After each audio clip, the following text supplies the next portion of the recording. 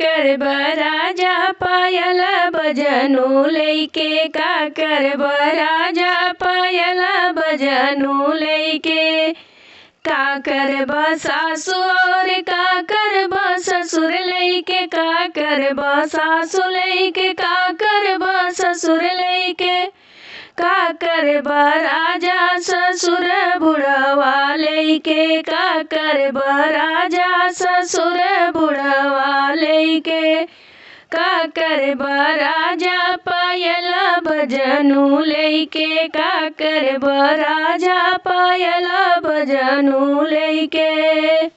का करब जेठ और का करब जेठनी लैके का करब जेठ और का करब जेठनी लैके का करब राजा जेठऊ छुतिया लैके का करब राजा जेठऊ छुतिया लैके का करब राजा